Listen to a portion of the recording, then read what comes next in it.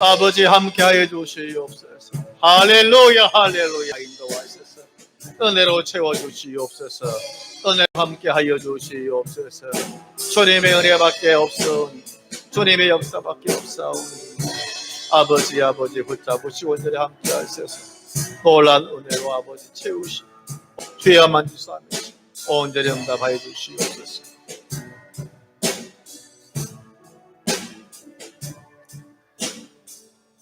고마우신 아버지 너무너무 사랑합니다.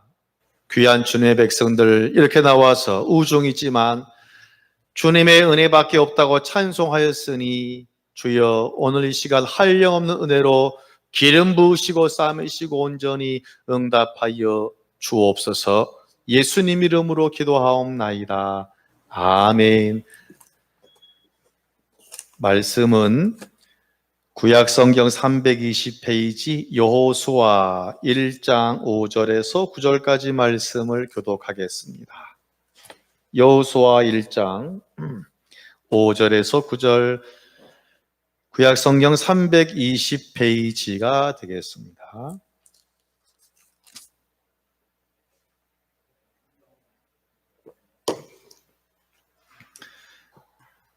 내 평생에 너를 능히 대적할 자가 없으리니 내가 모세와 함께 있었던 것 같이 너와 함께 있을 것임이니라.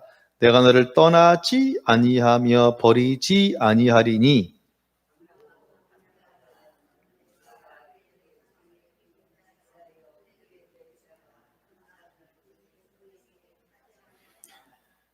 오직 강하고 극히 담대하여 나의 종 모세가 내게 명령한 그 율법을 다 지켜 행하고 우로나 좌로나 치우치지 말라. 그리하면 내가 어디로 가든지 형통하리니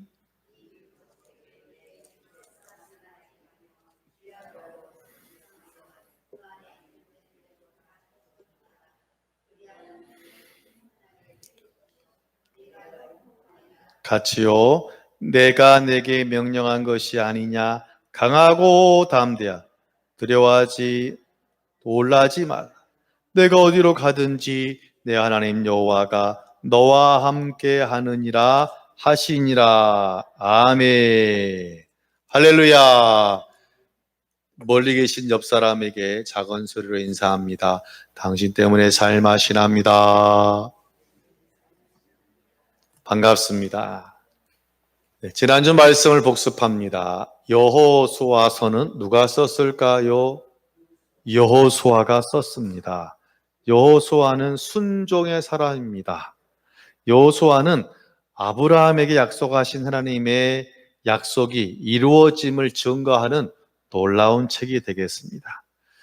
여러분의 인생을 살아가다 보면 친구 있으세요, 여러분? 친구만 있으면 좋을 텐데 적도 있지 않겠습니까? 사람이 살다 보면 친구만 있으면 참 살맛 나는 세상일 텐데 가끔은 적이 우리에 있어 참 우리의 마음을 몸을 아프게도 하고 힘들게도 합니다. 적은 두 가지로 나눌 수 있습니다. 밖에서부터 오는 따라합니다. 외부의 적. 그렇죠? 적은 밖에서 오는 외부의 적이 있고 내 마음속에서 우러나오는 내부의 적도 있습니다. 오늘 본문에 여호수아는 지금 외부의 적, 외적과 내부의 적인 내적인 두 문제를 가지고 상당히 두려워하고 있어요. 여러분이 보신 5에서 9절까지 강하고 담대하라 계속 나오잖아요. 이렇게 하나님이 많이 얘기한 역사가 없어요. 계속 그 짧은 절에 3번 이상 4번 나온다니까요. 그 말은 지금 여호수아가 상당히 어떤 상태에 있다? 기가 살았어요? 기가 죽었어요? 오늘 이러한 상황 가운데 주시는 하나님의 음성을 들으시기를 주의 이름으로 축원합니다. 첫째로 같이 합니다. 그래도 믿어주신다. 5절을 같이 보겠습니다. 시작. 내 평생에 너를 능히 대적할 자가 없으리. 내가 모세와 함께 있었던 것 같이 너와 함께 있을 것임이니라. 내가 너를 떠나지 버리지 아니하리니. 아멘. 자, 여호수아는 레이지파인 모세의 뒤를 이어서 우리로 말하면 지도자, 대통령이 된 겁니다. 2대 대통령이 된 것입니다. 자, 어려운 퀴즈 나갑니다. 여호수아가 12지파 가운데 무슨 지파일까요? 뭔 지파예요? 에브라임 지파. 따라합니다. 에브라임 지파. 지난주에 배웠잖아요. 에브라임 지파예요. 자, 첫 번째 지도자는 레위 지파였습니다. 모세였어요. 그러면 당연히 인간적으로 볼 때 레위 지파 기가 살겠죠. 우리 지파가 대통령이잖아요. 그런데 이제는 모세가 죽자 여호수아가 쉽게 말하면 대통령이 되었습니다. 에브라임 지파가 기가 산다, 죽는다. 기가 살죠. 우리 지파에서 나온 우리 가문의 영광이잖아요. 프랭카드 달고 카톡으로 축하하고 난리가 났을 것입니다. 많은 사람들이 와서 축하했을 거 아니에요. 아유, 난 내가 그럴 줄 알았어. 막 축하도 하고 선물도 주고 화환도 보낼 것입니다. 에브라임 지파는 잔치 분위기예요. 그렇잖아요. 쉽게 말하면 우리 대학교에서 대통령 나온 거라니까요. 그럼 잔치 해요, 안 해요? 해야지. 얼마나 가문의 영광이고 교회의 영광이겠습니까? 그런데 제가 성경을 계속 묵상해 보니까 특별히 오늘 5절에서 9절까지의 말씀 보면 마음이 아파요. 5절에 보면 내가 너와 함께 있을게. 내가 너를 떠나지 아니하고 뭐하지 않을게? 버리지 않을게. 6절에 보면 강하고 담대하라. 7절에 보면 오직 강하고 극히 담대하여. 8절에 보면 말씀대로 내가 행하면 형통할 거야. 그리고 9절에서 다시 한번 강하고 따라합니다. 강하고 담대하라. 그 옆에 뭐라 써 있냐면 두려워하지 말며 놀라지 말라. 자, 지금 하나님이 계속 이 짧은 5, 6, 7, 8, 9절 가운데 거의 4번 이상을 염려하지 마, 두려워하지 마, 강하고 담대라. 이 말을 반복한 것은 현재 지금 여호수아가 뭐 하고 있다? 두려워하고 염려하고 걱정하고 있어요. 에브라임 지파 사람들은 축하해요 하지만 여호수아는 아유 감사합니다 하고 나서 돌아서면 얼굴에 수심이 충만한 상황이 되니까요. 왜냐하면 이제 가나안 땅 들어가면 크고 엄청난 그런 적들이 줄을 쫙 서 있어요. 산 넘어 산이기 때문에 결코 지도자가 된 것은 참 영광이지만 앞으로 헤쳐나갈 걸 생각하니까 앞이 어떻다? 깜깜한 거예요. 이 마음이 이해가 되는 것이 모세가 상대했던 적과 여호수아가 상대해야 될 적은 달라요. 40년의 역사를 보면 모세가 상대한 적은 따라합니다. 7대3. 7은 자연에 대한 그러한 적들이 많았어요. 그렇지 않아요? 더위와 추위와 물이 없잖아요. 먹을 것이 없잖아요. 그러나 자연적인 것이 적이었고 한 30%는 그나마 어쩌다가 군대, 아말렉 같은 애들 이제 모아보다가 좀 싸우는 정도, 별로 싸움도 별로 없었어요. 그러니까 모세에게 있어 힘든 것은 뭐냐면 광야라는 장소가 힘들었고 환경이 힘들었지 그렇게 엄청난 전투는 별로 하지 않았는데 이제 여호수아는 이제 별로 뭐 자연은 상관이 없어요. 이제 첫 성이 어디다? 뭔 성? 여리고성. 보통 가나안에요. 큰 족속이 가나안에 7족속이 있었어요. 그럼 최소한 몇 번은 죽어라고 싸워야 된다는 겁니까? 7번 싸워야 돼요. 물론 그 중에 가장 여리고가 컸지만 적어도 그 정도의 사이즈로 되어 있는 더군다나 이 사람들은 지금 벌써 여호수아가 강을 건넌다는 말을 듣고 문장을 열겠어요? 빗장을 걸어 잠그겠어요? 여리고도 보면 문을 걸어 잠궈서 통행하는 자가 없었더라. 성경에 쓰고 있다니까요. 그러니까 지금 모든 어쨌거나 이 가나안 땅에 살고 있는 민족들은 두려워가 있는 것은 분명해요. 그러니까 지금 여호수아는 같이 합니다. 견고한 성과 큰 용사들 싸워야 되는 그 선방에 서야 되는 그런 거룩한 부담감이 참 그에게 아주 많이 와 있어요. 저는 그런데 말씀을 준비하는 가운데 흥미로운 사실을 하나 발견했어요. 무엇이냐면 이스라엘 백성들이 출애굽했어요. 출애굽해서 애굽은 서쪽에 있어요. 출애굽에서 1년 1개월쯤 됐을 때 갔다 합니다. 가데스 바네아. 전 꼭 가보고 싶어요. 거기 못 가봤는데 가데스 바네아에 도착해서 이제 일주일만 가면 가나안 땅. 그런데 하나님이 정탐하라고 명령합니다. 각 지파에서 한 명씩 똘똘한 사람이 차출돼서 나왔네요. 몇 명? 12명. 며칠 동안? 40일 동안. 갔다 왔어요. 10명의 정탐꾼은 우와, 성은 진짜 좋은데 농작물 풍성하고 진짜 젖과 꿀이 흐르는데 문제는 보니까 성이 견고하고 그 안에 병사들이 커서 우리는 그에 비하면 영양 간식 메뚜기밖에 안 돼. 밟으면 찌 끝나버려.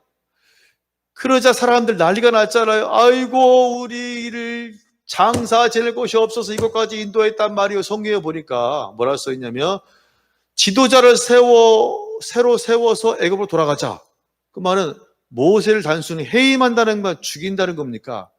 죽이고 다시 금송아지 섬기겠다는 그런 마음이에요. 그러자 그때 이 말을 듣고 있던 정탐꾼의 두 사람이던 여호수아, 갈렙이 사람들 사이에 뛰어 들어갔잖아요. 뭐라 그래요? 옷을 찢으면서 그렇게 말합니다. 하나님이 우리와 함께 하시니 저들은 우리의 저녁 밥이다 봐. 두려워 마세요. 하나님이 우리와 함께 하십니다. 할렐루야. 라고 담대히 외쳤던 사람이 누구냐면 여호수아. 저는 어이가 없었어요.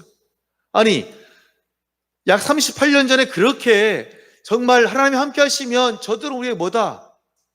했던 사람이 그럼 이제 지도자가 됐어요. 원래는 뭐라 말해야 되냐면 여보시오, 모든 백성들은 자 준비하시오, 돌격 앞으로. 이래야 말이 맞지 않아요? 그런데 38년의 시간이 지나고 이제 막상 여호수아에게 그러한 명령권을 주니까 여호수아가 두려워하며 놀라며 떨고 있다라는 사실.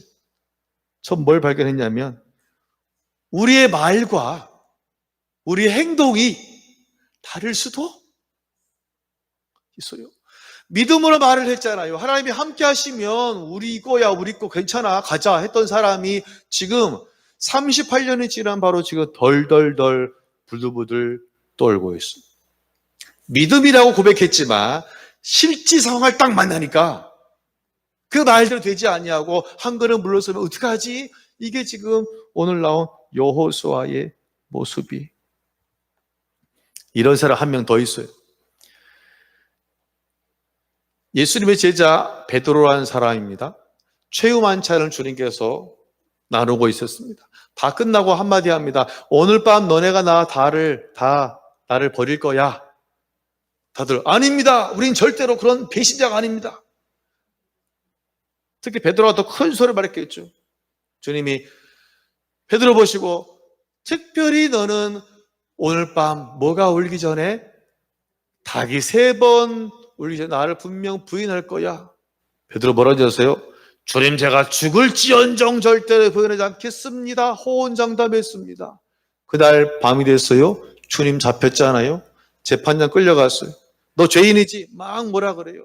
뒤에 있던 사람들, 저 헌금함 뒤에 베드로가 이렇게 서 있다가 한 요종이 알아봤잖아요. 당신도 예수 편인데? 인정합니까? 부인합니까? 아니, 한 4시간 전까지만 해도 제 생명이 끊어져도 온전히 주님을 절대로 버릴 수 없습니다라는 그런 아름다운 믿음의 고백 아니에요? 그런 정말 위대한 믿음의 고백을 한 지 4시간이 지나서 바로 그는 예수를 부인하고 저주하고 깨우친 다음에 돌아왔습니까? 더 멀리 갔습니까? 더 멀리 갔어요. 주님 옆에 오지 않아요. 전신은 화도 났어요. 어떻게 여호수아, 다른 사람 몰라 여호수아는 그러면 안 되잖아. 그런데 제가 놀라운 것은 뭔지 아세요? 저는 여호수아의 모습에 화가 났는데 하나님은 지금 우리가 읽은 5에서 9절까지 화를 내시고 야 그만둬, 너 찌기야, 야 또 누구 없어? 갈렙 너 해라, 그래요? 그러지 않아요. 하나님은 우리가 비록 믿음의 말을 하고 실질적으로 그 문제를 맞닥뜨렸을 때 우리가 한 발 뒤로 물러가고 도망가는 그러한 연약한 모습에도 불구하고 우리를 믿어주신다는 사실입니다. 할렐루야. 믿어주는 거예요. 그 일 때문에 너 그만둬 그러지 않아요. 그냥 믿어주고 계속 기회를 주시잖아요. 그래서 요한복음 마지막에 보면 예수님이 이제 베드로를 찾아가십니다.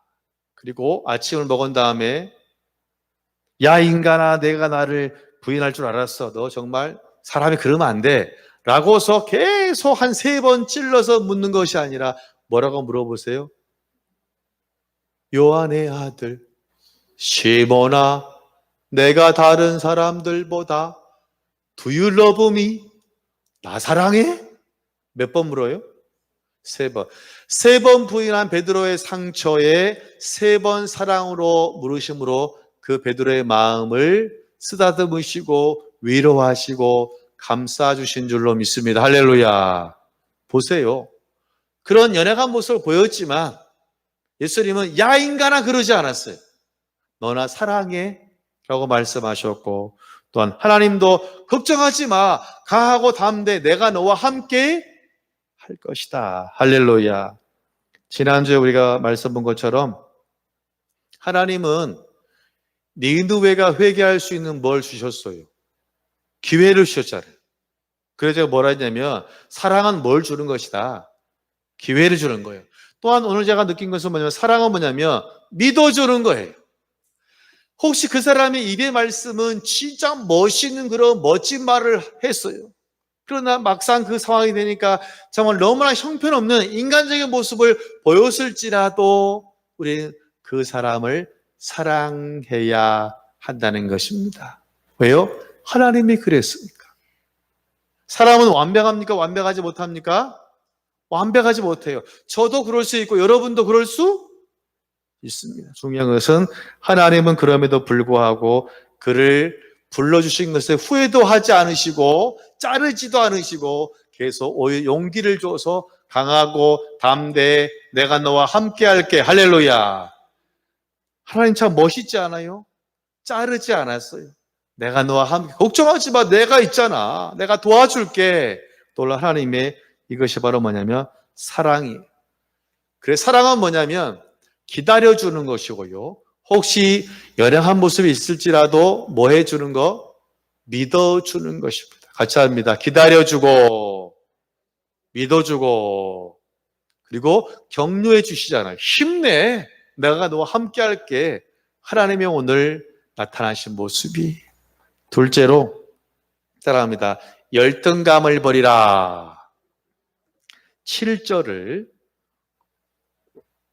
같이 보겠습니다. 시작. 오직 극히 담대하여 나의 종 모세가 네게 명령한 그 율법을 다 지켜 행하고 우러나 저러다 치우치지 말라 그리하면 내가 어디로 가든지 형통하리니. 아멘.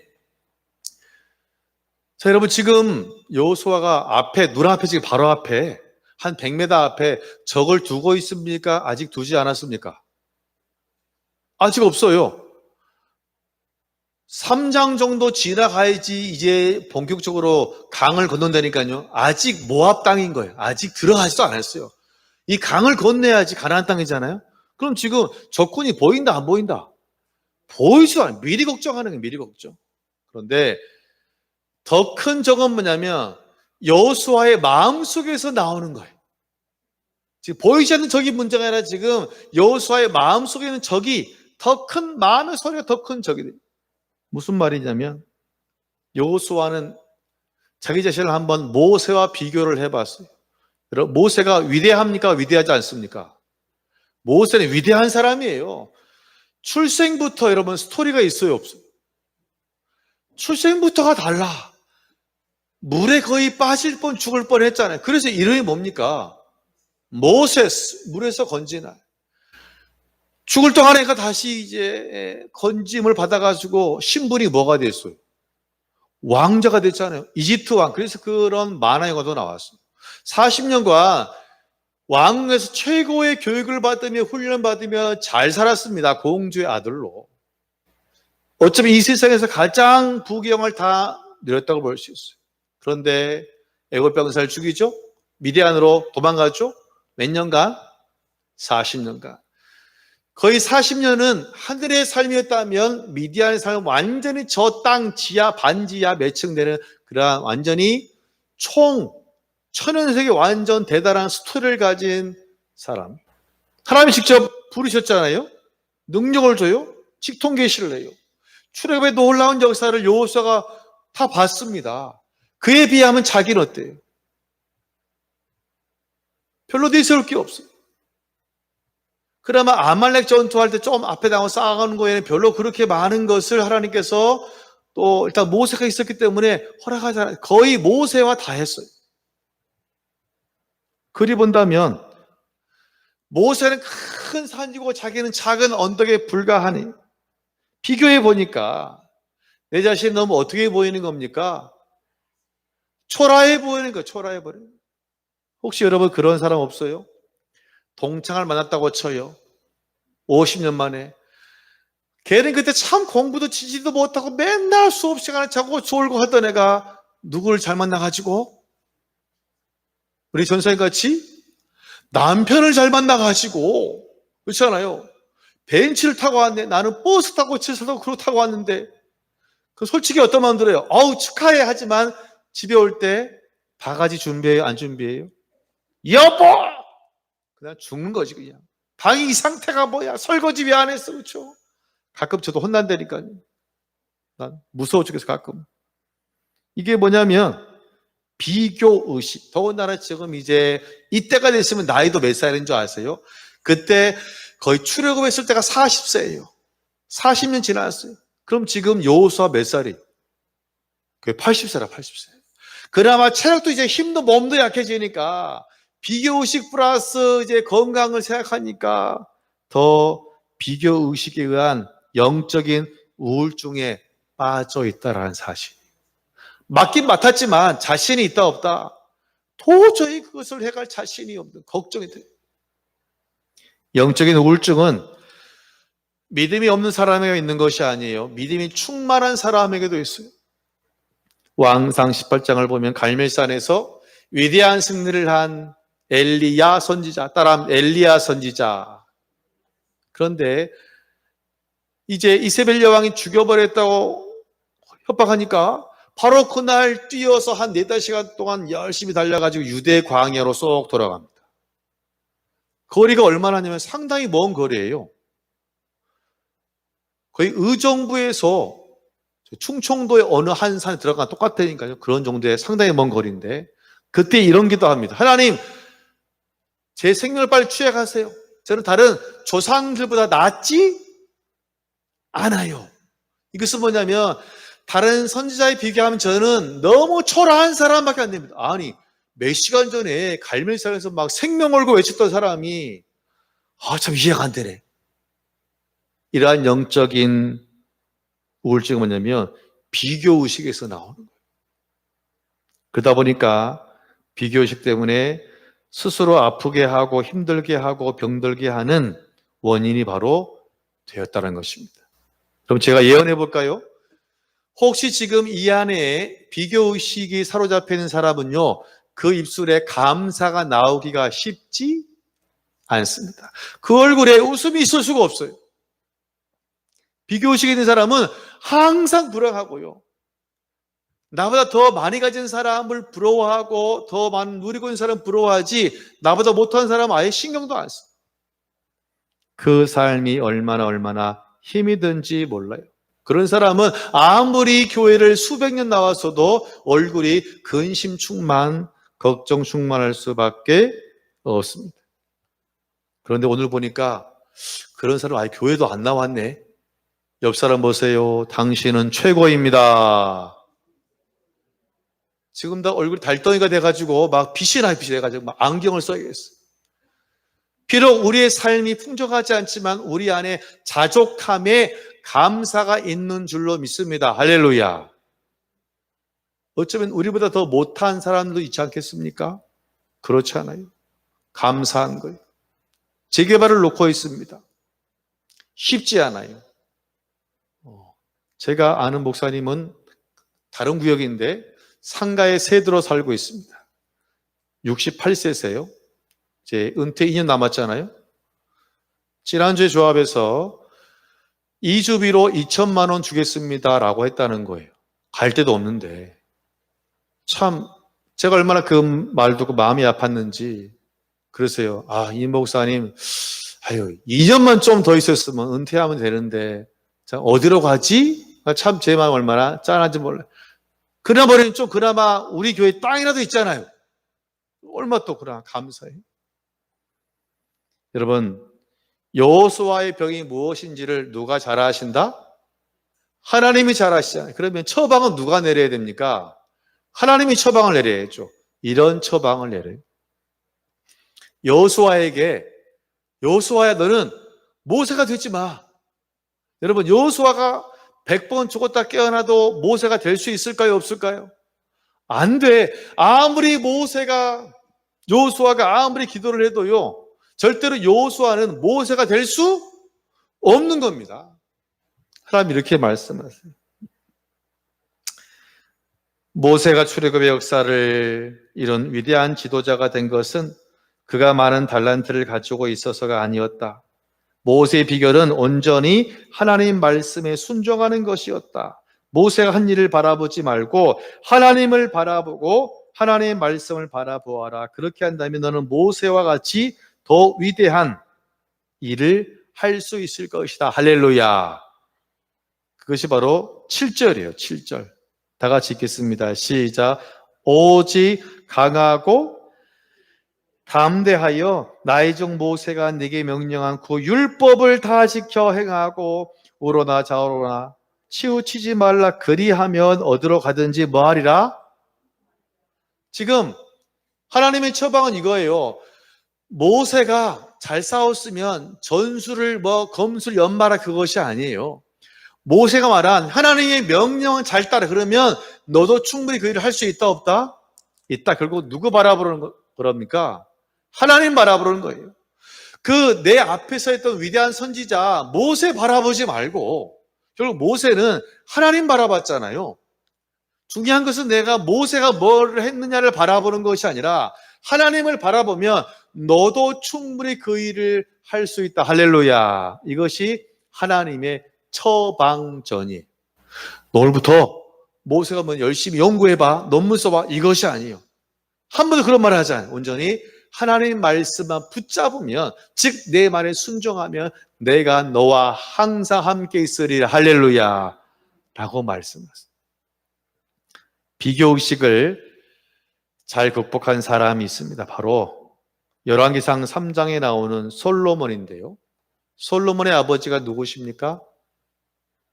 다윗이에요. 여러분, 다윗은 이스라엘 역사 가운데 가장 위대한 왕이에요. 그렇죠? 다윗은 솔로몬이 따라갈 수 있습니까? 없습니까? 따라갈 수가 없어요. 다윗이 정말 산전수전 공중전, 그렇지 않아요? 광야에 있다가 한 15년 피해 다녔잖아요. 도망 다니고. 그는 정말 거의 모세와 동격으로 엄청난 많은 스토리 이야기를 가진 사람이에요. 솔로몬은 거의 그냥 거저받은 거 아니에요? 아버지 잘 만나가지고, 어머니 밧세바 잘 만나가지고, 거의 어머니 파워로 거의 금방 왕이 되어버렸어요. 별로 쉽지 않게, 어렵지 않게 왕이 됐어요. 그런데 문제가 뭐냐면, 솔로몬에게도 비교의식이 있어요. 누구에 대한? 자기 아버지에 대한. 아버지가 너무 위대하잖아요. 그렇기 때문에 또 스스로 이 문제를 해결할 수 있는 방안을 찾은 것이 뭐냐면 열왕기 3장에 나오는 바로 기브온 산당 가서 먼 번제 1000번제를 드린 줄로 믿습니다. 할렐루야. 하나님이 너무 감동해가지고 그날 꿈에 나타났어요. 뭐 줄까? 네, 아버지와 같이 싸움을 잘할 수 있는 그런 능력을 주세요. 골리앗 무칠 수 있는 그런 힘을 주세요. 지혜를.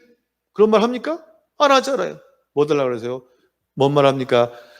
저는 아이라서 오고 가는 것도 잘 길도 몰라요.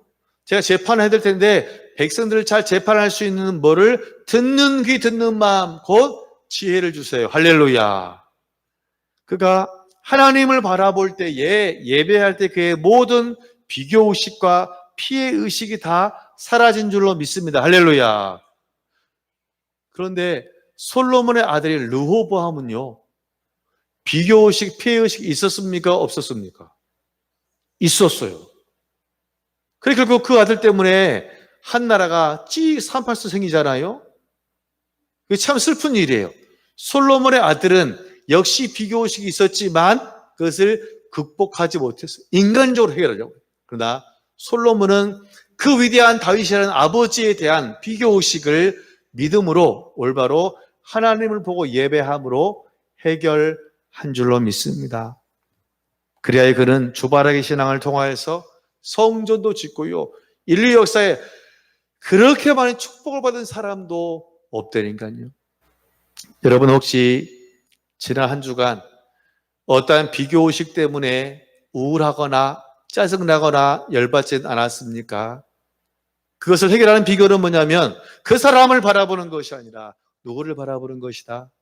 하나님을 바라볼 때, 주님 말씀 바라볼 때 놀라 만지심과 샬롬이 그 안에 있게 될 줄로 믿습니다. 여러분, 비교의식은요, 약을 먹어도 치료가 안 돼요.